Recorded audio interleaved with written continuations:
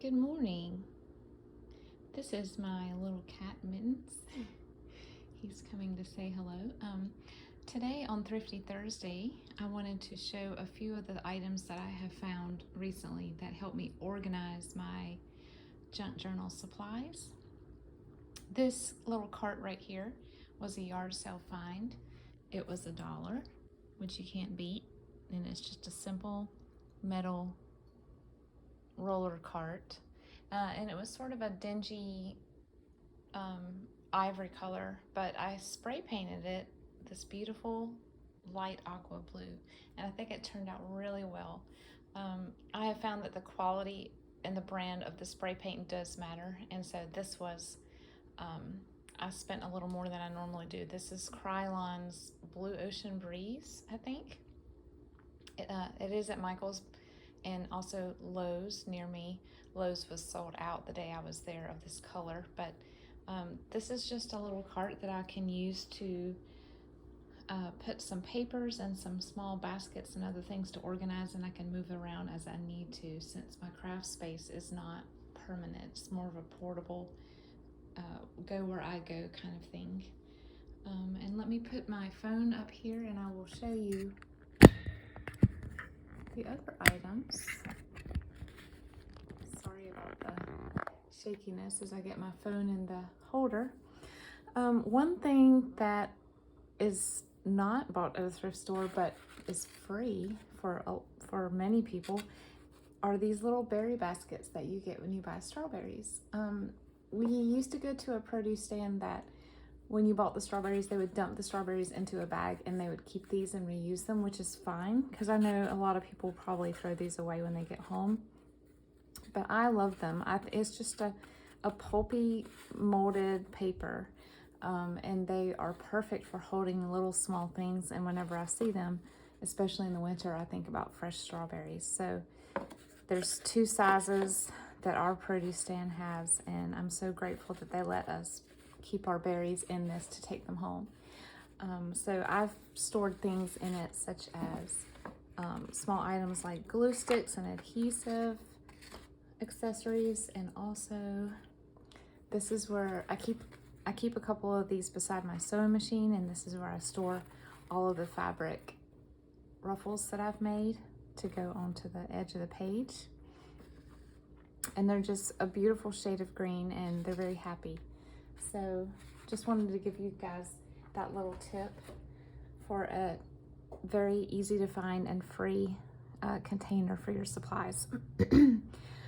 Another thing that you can find readily at thrift stores are these little canisters. You can get all the way up to big ones for flour, but this one is one that I picked up about a year ago, and I keep my vintage slide mounts in here. There are pictures in here. When I bought them, they already had pictures, and a lot of them are pictures of soccer players. So one of my future projects is to cut those out and put in my own images to have as a little ephemera embellishment for journals. But this is ceramic, but you can also get them in, metal or even wooden canisters. So that's another idea of an attractive way to hide things that you are storing. You might remember this box. This is a box from Belk that I found at a yard sale earlier this spring.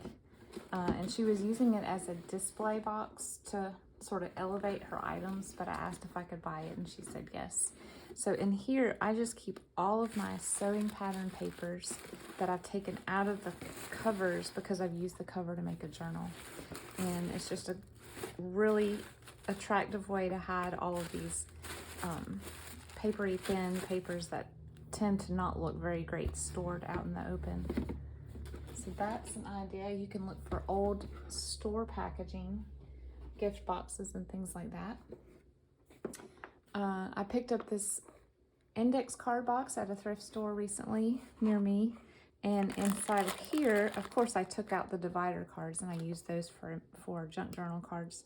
But I just put all of my little Tim Holtz, I don't know if they're called chipboard. They're the really thick embellishments that you can use to either poke a hole in and use in a tassel or adhere to the front of a journal. And then these are little game pieces that came with the bingo game. So because they were similar material, I threw those in here.